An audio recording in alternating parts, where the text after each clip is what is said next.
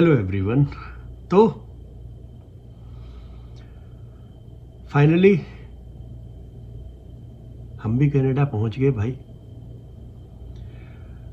इस वीडियो में मैं आपको बताऊंगा कि मैं कैसे चंडीगढ़ से लेके और दिल्ली तक पहुंचा और दिल्ली में फ़्लाइट में मैंने जो है चेक इन किया, क्योंकि इतनी सारी बातें करनी है कि ये वीडियो उतने में ही ख़त्म हो जाएगा। तो अगले वीडियो में फिर मैं आपको बताऊंगा, उसके अगले वीडियो में, कि कैसे मेरा टोरंटो में आने के बाद आगे का, ठीक है। तो एक्चुअली टाइम लग गया ये वीडियो बनाने में।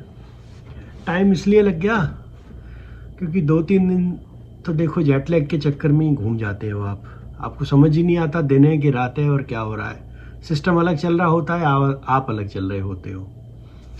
चलिए तो शुरू करते हैं। देखिए, मैंने चंडीगढ़ से मैं आना था मुझे दिल्ली। तो हमारा कोई भी काम देखो एक बार में तो होता ही नहीं है भाई। तो मैंने ओला की आउट स्टेशन कैब बुक की चंडीगढ़ से दिल्ली के लिए, और उसको बोला कि भैया मेरे पास 3 बड़े बैग हैं। सेडान बुक की थी मैंने। बोला हाँ जी हो जाएगा। आने के बाद जब वो आ गया तो मैंने देखा कि वो तो मतलब सेडान थी, लेकिन कोई छोटी जैसे डिज़ायर टाइप की छोटी कोई जेस्ट शायद कार थी। तो उस पर मैंने कहा भाई इसमें आ जाएगा? बोला हाँ आ जाएगा। मैंने कहा पीछे डिक्की खोल। बोला डिक्की नहीं खोलनी। मैं क्यों भाई? बोला डिक्की में तो सीएनजी का सिलेंडर है, आप यहीं पे 2 बैग अपनी सीट पे रख लो, 1 बैग आगे रख लो। तो मैंने कहा फिर मैं तेरे साथ क्यों जाऊं, रोडवेज की बस में बैठ के चला जाऊं। तो मेरा दिमाग खराब हो गया, मैंने उसको भगा दिया। फिर मैंने दोबारा दूसरी कैब बुक की, और दूसरी कैब बुक करने के बाद उसका फिर आधा पौना घंटा और वेट किया। फिर उसके बाद Ertiga I, which was good. तो फाइनली हम पहुंच गए दिल्ली। अब दिल्ली में थोड़ा टाइम था तो मैं 2-3 घंटे के लिए 3 घंटे के लिए मेरे नेफ्यू के यहाँ जाके रुका था। फिर वहाँ से रात को 12 बजे मैं पहुँचा दिल्ली एयरपोर्ट पे। सुबह 4 बजे की मेरी फ़्लाइट थी। तो मेरे को पहले ही पता था कि कोई भी काम आसानी से नहीं होता है भैया। तो मैंने चंडीगढ़ में से निकलने से पहले ही 1 दिन पहले मैंने कोविड टेस्ट करा लिया था। उसकी रिपोर्ट आ गई थी, सब कुछ था, सब सही है, नेगेटिव था। तो मैंने कहा चलो अब तो कोई दिक्कत नहीं होगी। तो मैंने आपको बताया नहीं ना, वो जो मेरा एक इंटरनेशनल टूर बीच में मैंने किया था, उसमें जो हुआ था, उस पर एक वीडियो मैं बनाऊंगा 1-8 दिन में। फिर मैं आपको बताता हूँ कि वो मेरा रोलर कोस्टर जर्नी कैसी थी, ठीक है। तो अभी हम बात करते हैं कि दिल्ली से, अभी हम चंडीगढ़ से दिल्ली पहुंच गए, और दिल्ली से जो हमने टोरंटो की फ़्लाइट ली है उसमें क्या क्या होता है। तो भाई साहब ये टॉर्चर की हद है। पहली बात तो ये कि अगर आपने 35 साल के बाद ना पढ़ने का मन बना लिया ना, तो आपको हर आदमी टॉर्चर करता है हर आदमी in the sense her agency आपको टॉर्चर करती है। बीट कि अगर आप कॉलेज वाले पहली बार में एडमिशन नहीं देते हैं, ठीक है, कॉलेज ने एडमिशन दे दिया तो वीज़ा वाले तंग करेंगे। वीज़ा वाले से पहले आप मेडिकल कराओगे, मेडिकल में डॉक्टर पूछेगा आपको कि अरे सर स्टूडेंट कहाँ है? मैंने कहा भैया मैं ही स्टूडेंट हूँ। बोला अच्छा आप स्टूडेंट हो? मैंने कहा हाँ मैं ही हूँ। बोला मैंने देखा नहीं है कोई। मैंने कहा आज देख लिया तूने? तो ये सब सारे एक्सपीरियंस मेरे को हो चुके थे। तो आई वॉज प्रिपेयर्ड कि कुछ तो और भी होगा। अभी इतनी जल्दी कैसे सलील कुमार पहुंच जाओगे तुम टोरंटो यार you know, I have spend around 2 hours at Etihad airways check in counter. सोचो आप, मतलब उन्होंने मुझे टॉर्चर कर दिया पूरी तरह। वहाँ मैं खड़ा हो गया जाने के बाद बोलते हैं आपका वीज़ा दिखाओ। मैंने कहा ये रहा भाई। आपका कोविड टेस्ट दिखाओ, ये रहा भाई। आपका कॉलेज का लेटर दिखाओ, ये रहा भाई। आपका कोई और कॉलेज से कम्युनिकेशन दिखाओ। मैंने कहा वो क्यों चाहिए? नहीं आप वहाँ पढ़ भी रहे हो कि नहीं? मैं कहा यार कॉलेज का लेटर है, वीज़ा है, सब कुछ है तो पढ़ ही रहा हूँगा।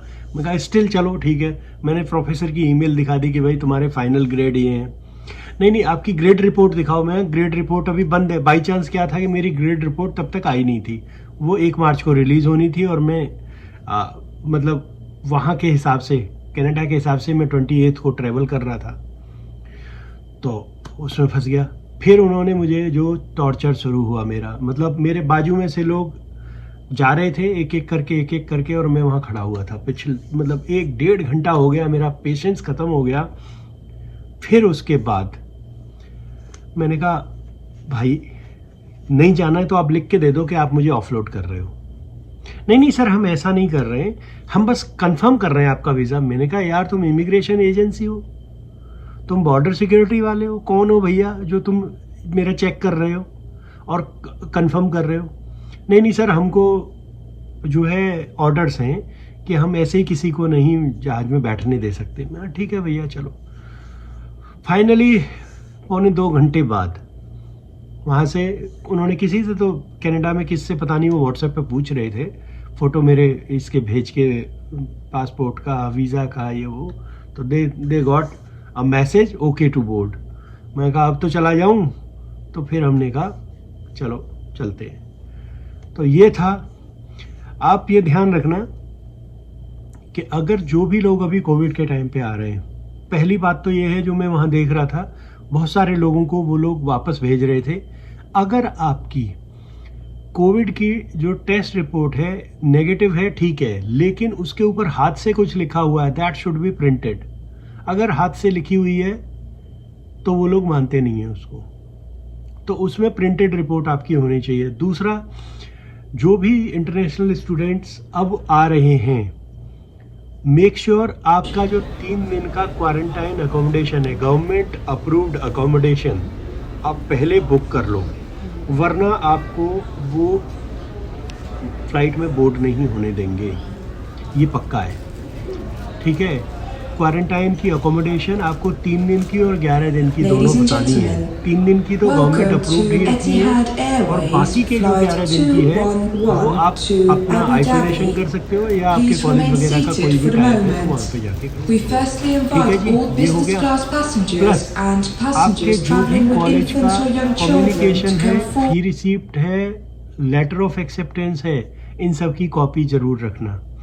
प्लस अगर आप ऑनलाइन क्लासेस वहाँ कर रहे थे तो ऑनलाइन क्लासेस से रिलेटेड टाइम टेबल आप अपना जो है निकाल के वो प्रिंट रख लेना, तो वो दिखा देना कि क्लासेस चल रही हैं या चल चुकी हैं। अगर आपका 1 सेमेस्टर या 2 सेमेस्टर पूरे हो गए तो उनके रिजल्ट या ग्रेड्स की कॉपी ज़रूर आपको लानी है।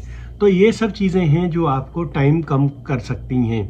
अब देखिए मेरा तो केस ही स्पेशल है, मेरे को तो बहुत प्यार है लोगों से, मतलब लोगों को भी मेरे से बहुत प्यार है है कि आसानी से कुछ भी देते नहीं है, चाहे वो कुछ भी हो। तो इसके लिए मेरा आने में भी ऐसे ही रहा।